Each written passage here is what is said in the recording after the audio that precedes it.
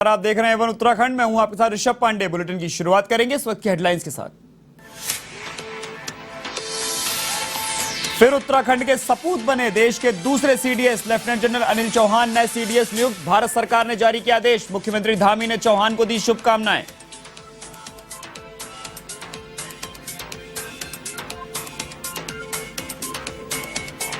Uttarakhand high court में अंकिता हत्याकांड में रेगुलर पुलिस की व्यवस्था को लेकर सुनवाई। चीफ सेक्रेटरी को 3 सप्ताह में शपथ पत्र पेश करने के निर्देश। तो राजस्व पुलिस की कार्यप्रणाली पर खड़े किए सवाल।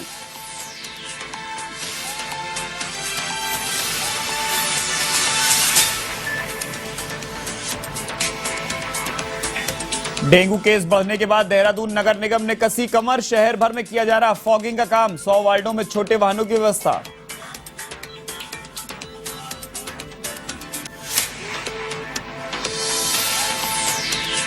भारत तिब्बत सीमा पुलिस की अनूठी पहल। जवानों ने चलाया मंदिर परिसर और अलकनंदा नदी में स्वच्छता अभियान। पर्वतारोहण के उपकरण बने सफाई अभियान के हथियार।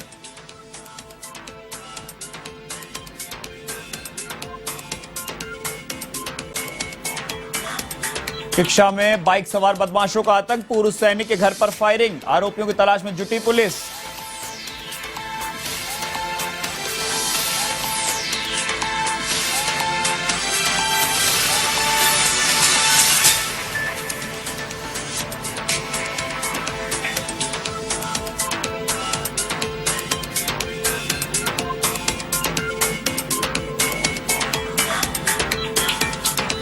अब खबरें विस्तार से। देश के दूसरे चीफ ऑफ डिफेंस स्टाफ यानी सीडीएस बनने का गौरव एक बार फिर उत्तराखंड के सपूत को मिला है। पौड़ी जिले के मूल निवासी और retired lieutenant general Anil Chauhan देश के दूसरे सीडीएस बने हैं, जिसके बाद मुख्यमंत्री पुष्कर सिंह धामी ने उन्हें शुभकामनाएं दी। आपको बता दें कि वे सैन्य मामलों के विभाग के सचिव के रूप में भी कार्य करेंगे। जनरल बिपिन रावत के निधन के बाद से सीडीएस का पद खाली था। चौहान देश के दूसरे सीडीएस नियुक्त किए गए हैं। इससे पहले अनिल चौहान पूर्वी कमान के ऑफिसर कमांडिंग इन चीफ रहे हैं। उन्होंने 1 सितंबर 2019 को यह पद संभाला था। वे भारतीय सेना के डीजीएमओ भी रह चुके हैं। लेफ्टिनेंट जनरल चौहान 1981 से 2021 तक सेना में विभिन्न पदों पर रहे। उन्हें परम विशिष्ट सेवा मेडल, उत्तम युद्ध सेवा मेडल, अति विशिष्ट सेवा मेडल, विशिष्ट सेवा मेडल मिल चुका है।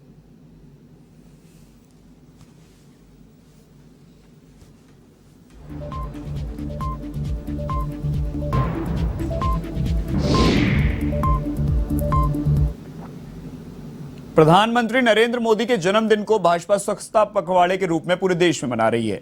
इसी को लेकर भाजपा के प्रवक्ता सचिन गुप्ता ने 10 एम्बुलेंस को प्रदेश कार्यालय से रवाना किया। इन एम्बुलेंस के द्वारा खून, dengue, sugar, haemoglobin, uric acid के टेस्ट देहरादून की मलिन बस्तियों में कराए जाएंगे। भारतीय जनता पार्टी जिंदाबाद। ये प्रधानमंत्री नरेंद्र मोदी जी खुद जो है सेवा के कार्यों में आगे रहते हैं और माननीय प्रधानमंत्री के जन्मदिवस के अवसर पर जो है ये सेवा पखवाड़ा के रूप में पूरे भारतीय जनता पार्टी पूरे देश में कार्यक्रम कर रही है। उसी के निमित्त जो है आज स्वास्थ्य शिविर जो है देहरादून में भी जो है आयोजित होने जा रहे हैं, क्योंकि आम जनमानस जो गरीब व्यक्ति है, जो घरों में झाड़ू पोछा करने वाले हैं या सब्जी की ठेली लगाने वाले हैं, अन्य प्रकार के ऐसे कार्य करने वाले हैं जिनकी न्यूनतम आय है, तो वो लोग जब स्वास्थ्य की जांच कराने के लिए अपने जाते हैं तो पैसे के अभाव के कारण वो जो है अपनी खून की जांच नहीं करा पाते, जिस कारण से वो दवाइयाँ जो लेते हैं वो दवाइयाँ किसी काम की नहीं रहती है। तो आज जो है हमने 10 निःशुल्क जो है खून की जांच की जो है गाड़ियाँ मलिन बस्तियों में जो है भेजने का कार्य आज महामंत्री संगठन माननीय अजय जी के माध्यम से यहाँ से कराया है। ये सभी गाड़ियाँ जो है मलिन बस्तियों में जाकर जो है आम जन लोगों के जो है डेंगू का जो प्रकोप चला है, डेंगू की जाँच करेंगी, हीमोग्लोबिन की जाँच करेगी, ब्लड शुगर की जाँच करेगी। इधर देहरादून में हिंदू देवी देवताओं पर अनर्गल टिप्पणी व फिल्म थैंक गॉड में भगवान चित्रगुप्त पर किए गए अभद्र चित्रण को लेकर अखिल भारतीय कायस्थ महासभा के आह्वान पर कई सामाजिक और धार्मिक संगठनों ने धरना और प्रदर्शन किया। इस दौरान एबीकेएम के प्रदेश अध्यक्ष और अपना परिवार के संयोजक संजय श्रीवास्तव ने कहा कि सनातन धर्म पर लगातार प्रहार बर्दाश्त नहीं किया जाएगा। उन्होंने कहा कि जिस तरह फिल्म थैंक गॉड के ट्रेलर में भगवान श्री चित्रगुप्त जी के ऊपर फिल्मांकन किया गया वह गलत है। इस पर तत्काल रोक लगनी चाहिए।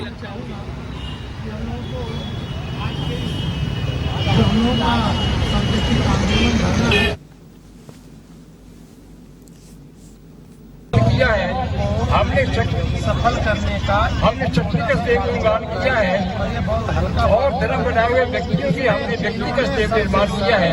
परंतु दुर्भाग्य की बात है कि आज उनको निशाना बनाकर जिसका हम निर्माण कर रहे हैं सनातन धर्म, परंतु उसने जो काम किया है उसका बहिष्कार होगा। उसका बहिष्कार उस स्तर तक होगा कि जब तक अगर फिल्म रिलीज भी हो जाती है तो उसके बाद भी हम लोग उत्तराखंड के हल्द्वानी में वन विभाग की ओर से नगर निगम को 4 हेक्टेयर भूमि पर कूड़ा निस्तारण प्लांट बनाने के लिए दी गई थी, लेकिन आज इलाके में हालात बिगड़ गए हैं। वन विभाग की ओर से महज 4 हेक्टेयर भूमि दी गई थी, लेकिन नगर निगम ने कूड़ा ट्रंचिंग ग्राउंड के सामने आरक्षित वन भूमि में भी कूड़े के पहाड़ बना दिए हैं और यह पहाड़ 4 लेन हाईवे तक पहुंच चुके हैं, जिसके बाद स्थानीय गोलापार और इंदिरा नगर के निवासियों का जीना मुहाल हो गया है। स्थानीय लोगों का कहना है कि कूड़े के चलते लोगों में बीमारियां भी फैलती जा रही हैं और कई समस्याओं का सामना करना पड़ता है। इधर समस्या को लेकर गुरुवार को हल्द्वानी विधायक सुमित हृदयेश ने ट्रंचिंग ग्राउंड के सामने नगर निगम और राज्य सरकार के खिलाफ प्रदर्शन भी किया। इस दौरान उन्होंने जमकर नारेबाजी भी की। उन्होंने जल्द ही समस्या का निस्तारण नहीं होने पर उग्र आंदोलन की चेतावनी दी है। नगर निगम मुर्दाबाद। नहीं, देखिए हालत देखिए आप, स्वच्छ भारत अभियान का नारा देने वाली भारतीय जनता पार्टी जो शासन में है, डबल इंजन का नारा देने वाली, बेटी बचाओ बेटी पढ़ाओ का नारा देने वाली है भारतीय जनता पार्टी। अस्वच्छता का प्रतीक और प्रमाण किसी को देखना है तो ये ट्रेंचिंग ग्राउंड के बाहर आ जाए। अभी गाड़ियां वहां पे डंप कर रही है कूड़ा, NH पे, नेशनल हाईवे पे कूड़ा डंप हो रहा है, डिवाइडर पे कूड़ा डंप हो रहा है। यहाँ पे 3 विधानसभाओं के क्षेत्र के लोगों को ये बहुत गहरी तरीके से प्रभावित कर रहा है। जल जो हमारा जो ग्राउंड वाटर है उसको दूषित कर रहा है, वायु को दूषित कर रहा है। यहाँ पे बच्चों से लेकर जो माएँ हैं उन तक को बीमारियाँ हो रही हैं इस ट्रेंचिंग ग्राउंड की वजह से। तो इसलिए बहुत बड़ा ये परेशानी का सबब बना हुआ है और इसके निराकरण के लिए, इसके हल के लिए अभी नगर निगम के अधिकारियों से मेरी बात हुई तो उन्होंने हफ्ते भर का समय मांगा है कि यहाँ पे कुछ पॉजिटिव गतिविधि चालू होने वाली है। मैंने उन्हें 15 दिन का समय दिया और 15 दिन में अगर नहीं करते तो यहाँ बहुत बड़ा जन आंदोलन होगा। प्रदेश में अंकिता हत्याकांड के बाद अब लगातार उत्तराखंड में राजस्व पुलिस व्यवस्था को खत्म करने की मांग उठने लगी है। विधानसभा अध्यक्ष ऋतु खंडूड़ी भूषण और पूर्व मुख्यमंत्री त्रिवेंद्र सिंह रावत के बाद अब कांग्रेस के पूर्व राज्यसभा सांसद प्रदीप टम्टा ने भी राजस्व पुलिस को समाप्त करने की मांग की। उन्होंने कहा, पहाड़ के विभिन्न इलाकों में रेगुलर पुलिस की व्यवस्था कर देनी चाहिए। सरकार को अब राजस्व पुलिस व्यवस्था खत्म कर देनी चाहिए।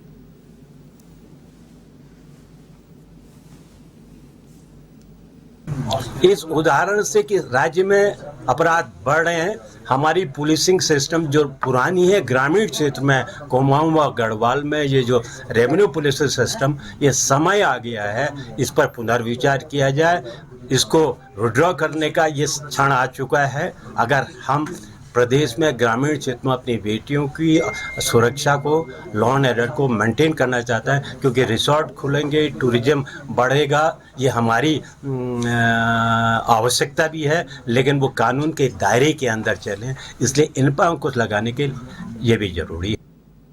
गढ़वाल सांसद तीरथ सिंह रावत पौड़ी दौरे पर रहे, जहां उन्होंने अंकिता हत्याकांड पर कहा कि दोषियों के साथ ही दोषियों को बचाने के हथकंडे अपनाने वालों पर भी सख्त कानूनी कार्रवाई होनी चाहिए, फिर चाहे वे किसी भी पार्टी से जुड़ा व्यक्ति हो या फिर कोई रसूखदार व्यक्ति क्यों ना हो। गढ़वाल सांसद ने कहा कि रिजॉर्ट पर रातों रात बुलडोजर चलना भी कई सवाल खड़े कर रहा है। उन्होंने कहा कि जब रिजॉर्ट को सील किया गया था तो उस पर बुलडोजर कैसे चलवा दिया गया।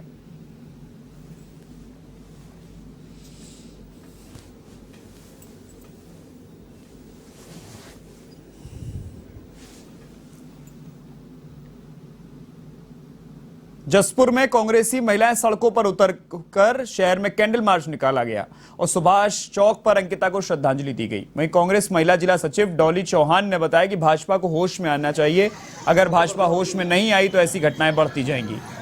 पुलकित द्वारा फेसबुक पर अंकिता के लिए जो अभद्र टिप्पणी की है वह बहुत निंदनीय है।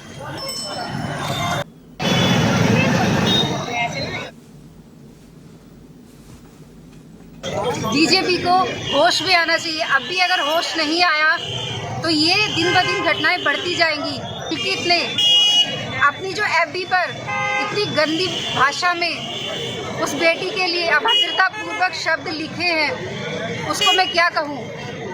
उसने एक बेटी को अपमानित किया है, उसका सपोर्ट करने की जगह उसको अपमानित किया है। ऐसे लोगों को सजा कड़ी से कड़ी मिलनी चाहिए।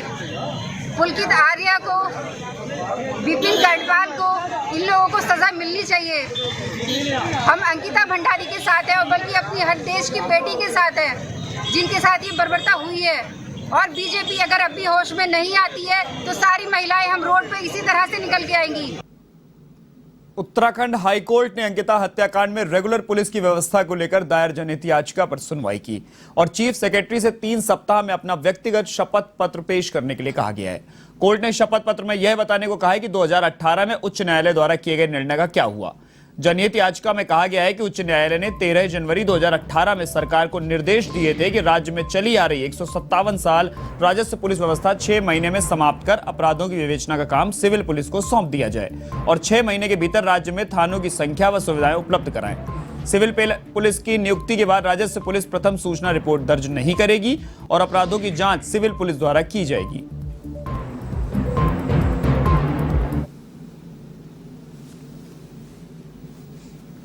जो ये जनहित याचिका दाखिल की गई है जिस पे आज सुनवाई हुई है, समाधान एक एनजीओ है जिनकी प्रेसिडेंट है एडवोकेट रेणु डी सिंह, उनके द्वारा फाइल की गई है, जिसमें ये कहा गया है कि 2018 में हमारी हाईकोर्ट का एक जजमेंट है criminal appeal number 100 of 2018 Sundarlal versus state, जिसमें डायरेक्शन दिए गए थे कि रेवेन्यू पुलिस को अबॉलिश करके सिविल पुलिस को सब जगह स्थापित किया जाए। उसको 6 महीने के अंदर करने के निर्देश दिए थे जिसे आज तक कंप्लाई नहीं किए गए। अंकिता हत्याकांड भी उसी का एक उदाहरण है जिसमें कि अगर पूरे तरीके से जो जांच 24 घंटे में सिविल पुलिस ने सॉल्व करा है वो पहले से ही उनके पास होती तो शायद स्थिति कुछ और बेहतर होती। इसी में जब सुनवाई हुई स्टेट से पूछा गया कि क्या इस 2018 के ऑर्डर का उन्होंने कंप्लाई किया है या नहीं किया है, तो जिसके बारे में उन्होंने कहा कि उन्होंने एक एसएलपी सुप्रीम कोर्ट में फाइल की है लेकिन उसमें किसी भी तरह का कोई स्टेट नहीं है, जिसके लिए माननीय चीफ जस्टिस सर ने ये डायरेक्शन दिए हैं कि इसमें चीफ सेक्रेटरी जो हैं 3 हफ्ते के अंदर अपना पर्सनल एफिडेविट दे और कोर्ट को बताए कि इन्होंने इस ऑर्डर के अवलोकन में आज तक क्या किया है और नहीं किया है तो उसे फोर्थविथ अप्लाई करें। उत्तराखंड हाईकोर्ट ने हरिद्वार कनखल के स्टाइल प्लाजा मार्केट में अतिक्रमण को लेकर दायर जनहित याचिका पर सुनवाई की, जिसके चलते हाईकोर्ट ने सचिव जिला विकास प्राधिकरण और नगर निगम को नोटिस जारी किया है और अवैध अतिक्रमण को हटाने के निर्देश दिए। साथ ही 2 नवंबर तक प्रगति रिपोर्ट कोर्ट में पेश करने को कहा है। मामले की सुनवाई के लिए कोर्ट में 2 नवंबर की तिथि नियत की है।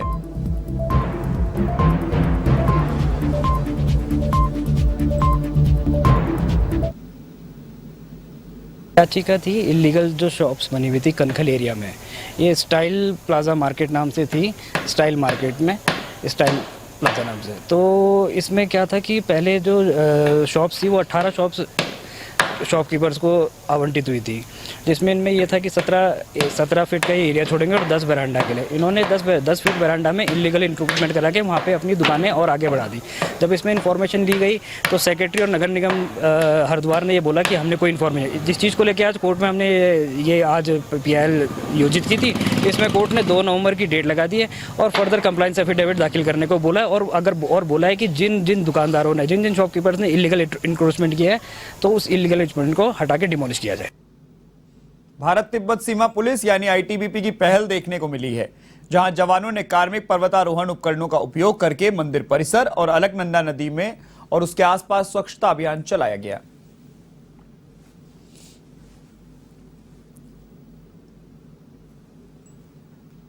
डेंगू के लगातार बढ़ रहे मामलों को देखते हुए नगर निगम ने भी कमर कस ली है, जिसके चलते निगम ने डेंगू से बचाव के लिए फॉगिंग के 5 वाहनों को रवाना किया गया। वहीं नगर स्वास्थ्य अधिकारी अविनाश खन्ना ने बताया कि शहर के 100 वार्डों में लगातार छोटे वाहनों से डेंगू के लार्वा को समाप्त करने के लिए फॉगिंग कराई जा रही है।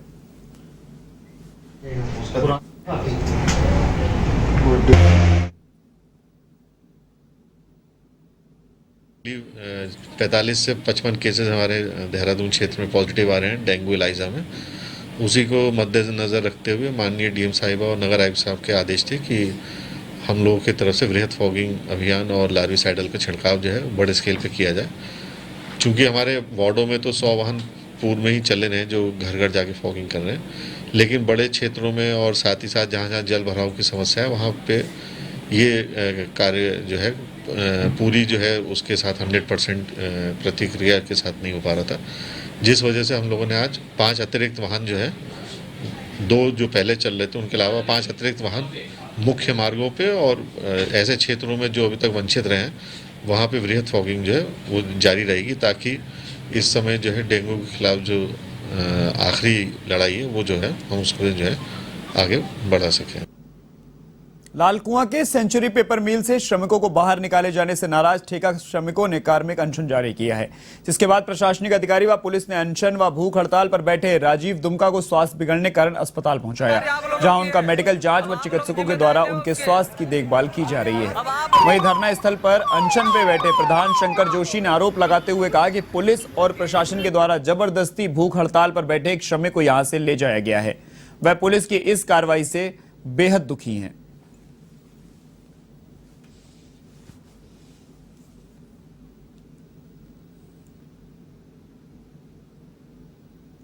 कंपनी हमारे जो पूर्वजों ने यहाँ नौकरी की, उन्होंने इसलिए इस क्षेत्र में नहीं बसाया था कि हमारे आने वाली पीढ़ियों को यहाँ रोजगार नहीं मिले चाहिए। यहाँ के जो जनप्रतिनिधि रहे हैं, इससे पहले भी सरकारें आई हैं और ये भी रही, किसी ने भी बेरोजगारों के बारे में न सोचा।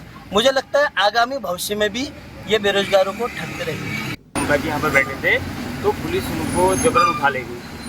उसके बाद अब मैं बैठा हूँ मुकेश कब्रवाल, हम यहाँ 10 साल से काम कर रहे थे। आज की स्थिति भी बहुत ख़राब हो चुकी है, तो मजबूरन हमको पेट के लिए बैठना, पेट की लड़ाई के लिए जिनका नामरण अनशन में करने को मजबूर होना पड़ा। और युवाओं के साथ जो खिलवाड़ हो रहा है, क्योंकि हमने ये राज्य इसलिए मांगा था कि हर हाथ में काम होगा और हर लड़का यहाँ का रोजगार में होगा, चाहे प्रत्यक्ष अप्रत्यक्ष किसी रूप से भी वो रोजगार करेगा।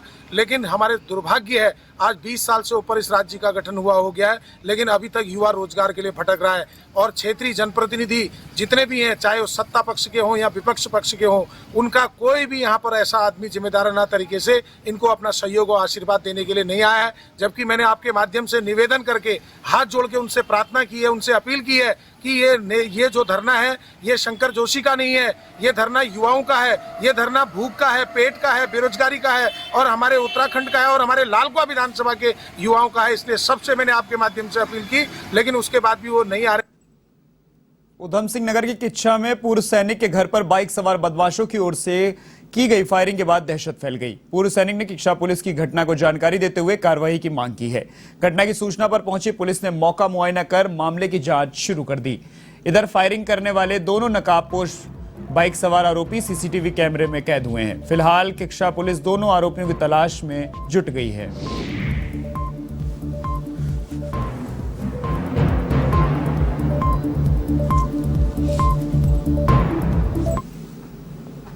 उत्तराखंड के अल्मोड़ा में नवरात्रि पर गोलजू महोत्सव का आयोजन किया जा रहा है। इस दौरान अलग अलग राज्यों से आए कलाकारों ने अपनी लोक कला का भव्य मंचन कर मनमोहक प्रस्तुतियां दी। वहीं इस महोत्सव में उत्तराखंड, झारखंड, राजस्थान के कलाकार भी शामिल हुए।